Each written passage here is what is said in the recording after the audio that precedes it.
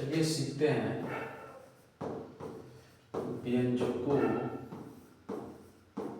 का गुणनखंड।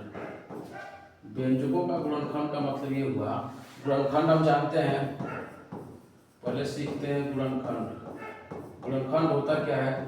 किसी भी संख्या को अन्य प्राकृतिक संख्या के साथ गुणा के साथ लिखना ही गुणनखंड कहलाता है। जैसे 30 लिखा है, 30 का गुणनखंड 1 गुणे 30। कोई कहेगा 30 का गुणनखंड 2 गुणे 15। कोई कहेगा 30 का गुणनखंड 3 गुणे 10। कोई कहेगा 30 का गुणनखंड 2 3 6 6 5 30। देखिए ये सब गुणनखंड है 30 का। 30 का गुणनखंड 1 गुणे 30, ये भी 30 आएगा। 2 गुणे 15, ये भी 30। 10 3 30, 2 3 6 6 5 30। तो यह अभाज्य गुणनखंड नहीं है। अभाज्य गुणनखंड क्या होता है? जैसे 2 का अब कोई फैक्टर या गुणनखंड नहीं है, 3 का कोई अन्य गुणनखंड या फैक्टर नहीं है, 5 का कोई अन्य गुणनखंड या फैक्टर नहीं है। 10 का क्या हो जाएगा? 2 गुणे 5। 15 का क्या हो जाएगा? 3 गुणे 5। 30 का क्या हो जाएगा? 2 गुणे 3 गुणे 5। तो अभाज्य गुणनखंड वो होता है कि ऐसे गुणनखंड जिसका और अधिक गुणनखंड हम न कर सके उसे अभाज्य गुणनखंड कहते हैं। जैसे 5 2 30 का अभाज्य गुणनखंड 30 का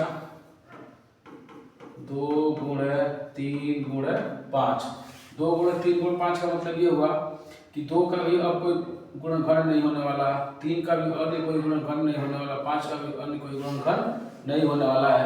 तो गुणनखंड हम समझ लेते हैं कि वह संख्या, वह प्राकृतिक संख्या जिसको अन्य किसी प्राकृतिक संख्या के साथ गुणा के रूप में क्या करें? लिख लें। वह प्राकृतिक संख्या जिसको अन्य प्राकृतिक संख्याओं के साथ गुणा के रूप में क्या कर सकते हैं? लिख सकते हैं, उसे क्या कहेंगे? गुणनखंड। जैसे तो इस तरह से 30 का गुणनखंड क्या हो जाएगा? 30 का गुणनखंड हो जाएगा 1 2 3 5 6 15 और 30। जैसे 18 का देख लेते हैं। तो 18 का गुणनखंड 1 गुणे 18, फिर 18 गुणनखंड 2 गुणे 9 18, फिर 18 गुणनखंड 3 गुणे 6 18, फिर 18 गुणनखंड 2 3 6 और 36 2 3 6 36 18। तो इसका मतलब ये हुआ कि यह अभाज्य गुणनखंड है। क्या ये अभाज्य? 18 का 2 3 6 36 18, 2 का अन्य कोई भी गुणनखंड नहीं है। फिर 3 का अन्य, इसका भी हम गुणनखंड और छोटा नहीं कर सकते, 3 का अन्य छोटा गुणनखंड नहीं कर सकते। तो क्या हो जाएगा? ये अभाज्य गुणनखंड। तो इस तरह से देखा जाए तो 18 का क्या हो जाएगा? 18 का गुणनखंड 1 2 3 6 और 9 और फिर 18। इसमें सीखना है हमको बीजीय व्यंजकों का गुणनखंड। इसका सीखना है बीजीय व्यंजकों का गुणनखंड। तो देखते हैं बीजीय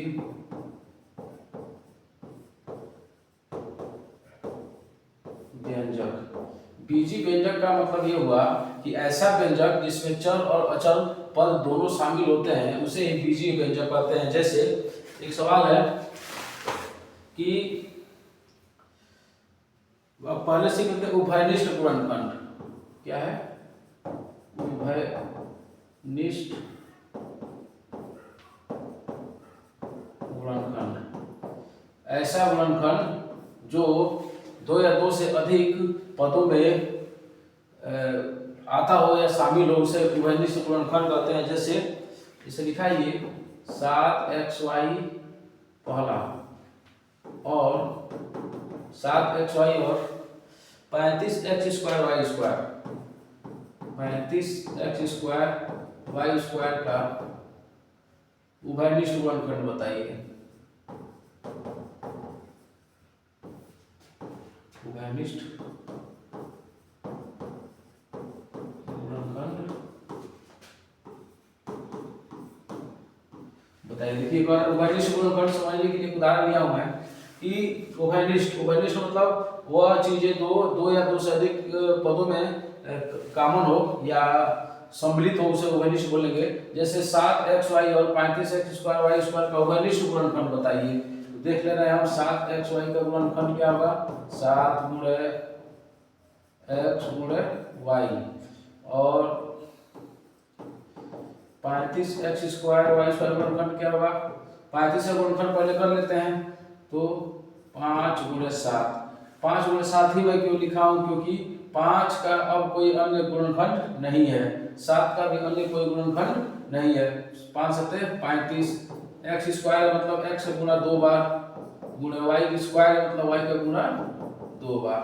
अब देख रहे हैं कि उभयनिष्ठ चाहिए, तो इन दोनों पदों में क्या क्या उभयनिष्ठ मिल रहा है, तो एक मिल रहा है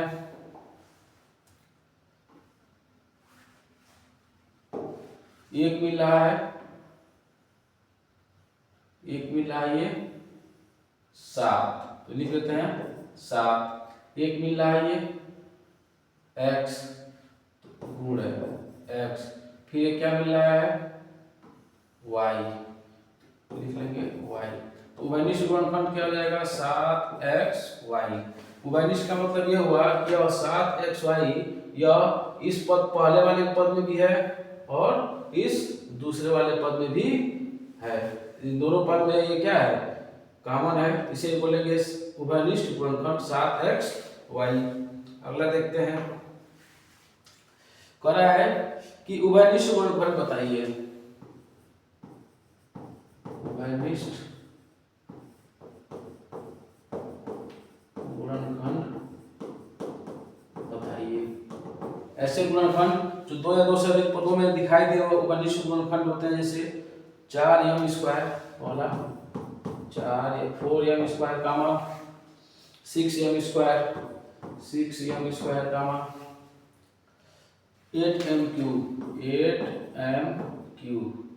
ये स्क्वायर है, ये क्यू है, क्यू मतलब 3 घात, तो 4m² है, 4m², इसका गुणनखंड हो जाएगा 4 गुणे m गुणे m, 6m² का हो जाएगा 2 गुणे 3। अभी फिर मैं बताया 2 गुणे 3 इसलिए लिखा हूँ कि ना तो 2 का गुणनखंड होगा ना तो 3 का, 2 3 6 और m गुणे m। अब कर रहा है 8m³ का 2 गुणे 2 गुणे 2, 2 दूनी 4 दूनी 8 गुणे m³ m गुणे m। अब देखिए कह रहा है उभयनिष्ठ निकालना है, तो 4 का इसको ऐसे कर लेंगे, 4 को लिख लेंगे,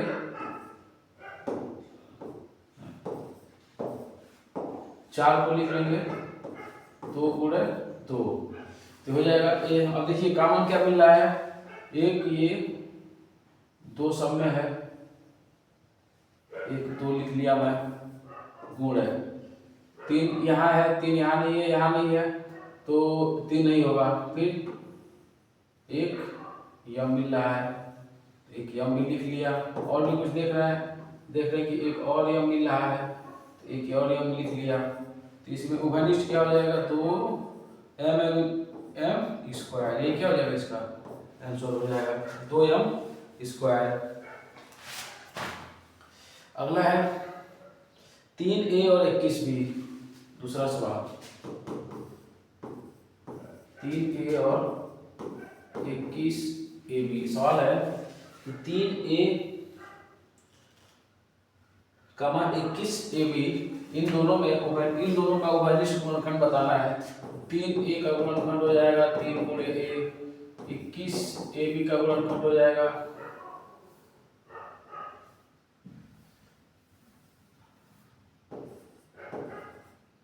3a का हो जाएगा 3 गुणे a, 21ab का हो जाएगा 21ab का गुणनखंड हो जाएगा 21 का गुणनखंड 3 7 21 गुणे a गुणे b। अभी कह रहा है कि इसका उभयनिष्ठ बताना है, तो यहाँ देख रहे हैं कि उभयनिष्ठ में ये कॉमन है 3 गुणे, और ये देख रहे हैं कि अब एक a मिल रहा है, तो a उभयनिष्ठ क्या हो जाएगा 3a। 3a यह 21ab में भी है और 3a में भी है, अगले सवाल की ओर चलते हैं। अगला सवाल है कि 7pq, क्वेश्चन है कि 7pq plus 8qr plus 3qs बना है कि 7pq प्लस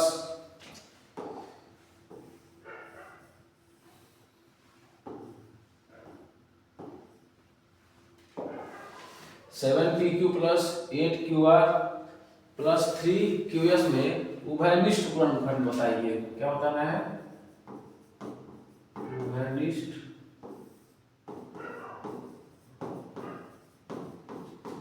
गुणनखंड बताइए। तो उभयनिष्ठ गुणनखंड बताना है तो हम देख लेते हैं 7pq में क्या फैक्टर हो सकता है। 7 गुणे p गुणे q। 8qr में क्या मिल सकता है? 2 दूनी 4, 4 दूनी 8, q गुणे r। 3qs में क्या मिल सकता है? 3qs में 3 गुणे q गुणे यस। अब देखना है उभयनिष्ठ है क्या। तो उभयनिष्ठ क्या मिल रहा है? यहाँ 7 है, यहाँ 2 है, यहाँ 2 है नहीं, तो कोई अंक मिल ही नहीं रहा है। p, इसमें p नहीं है, इसमें p नहीं है, इसमें यस नहीं है, तो सब में एक q मिल रहा है। q यहाँ भी है, q यहाँ भी है और q यहाँ भी है। तो इसका उभयनिष्ठ गुणनखंड क्या हो जाएगा?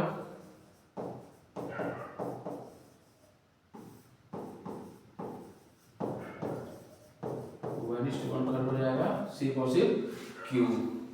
अगला एक सवाल है कि निम्नलिखित के गुणनखंड कीजिए। एक और सवाल है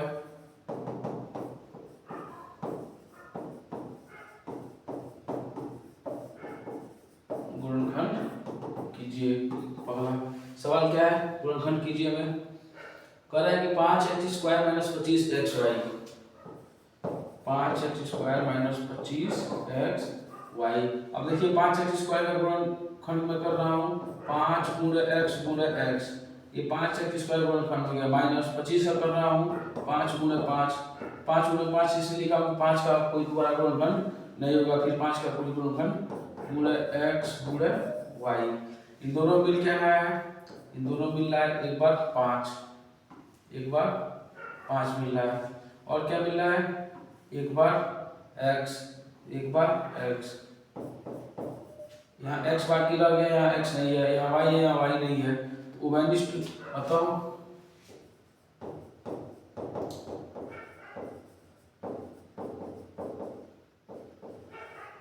उभयनिष्ठ गुणनखंड कितना हो जाएगा? 5x। अगला है 9a² - 6ax।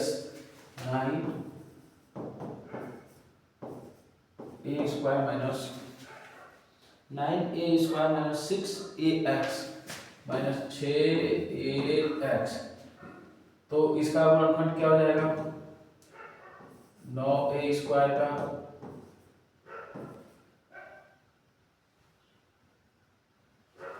3 गुणे 3, 3 3 का 9 गुणे a गुणे a।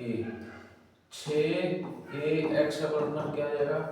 2 3 6 गुणे a गुणे x। अब देख रहे दोनों में कॉमन क्या मिल रहा है? एक 3 मिल गया, 3 हो गया गुणे एक a मिल गया, एक a लिख लिया। और यहाँ कुछ यहाँ a है, यहाँ a नहीं है, यहाँ x है, यहाँ x नहीं है। तो देखिए इसमें मिल क्या रहा है? देखिए 3 गुणे 3 a गुणे a। 3 3 का 9 a गुणे a² माइनस 6 का 2 3 6 गुणे a गुणे x। एक बार 3 कॉमन है तो 3 बाहर ले लिया। उसके बाद एक बार a कॉमन है, एक a बाहर ले लिया। अब कुछ नहीं मिल रहा है तो उभयनिष्ठ क्या हो जाएगा? 3a। ये क्या हो जाएगा? आंसर। अगला एक सवाल है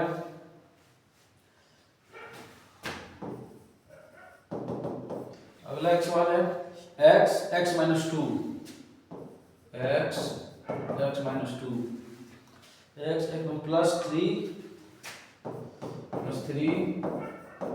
x माइनस टू लिखा गया है x minus two plus three x minus two.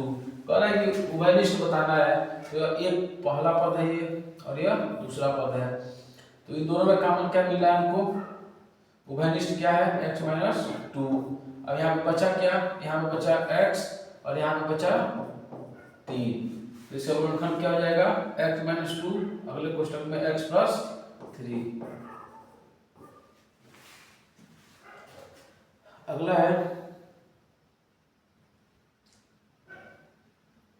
ए, क्वेश्चन है ए क्या कर रहा है, ए माइनस फाइव प्लस ए माइनस फाइव प्लस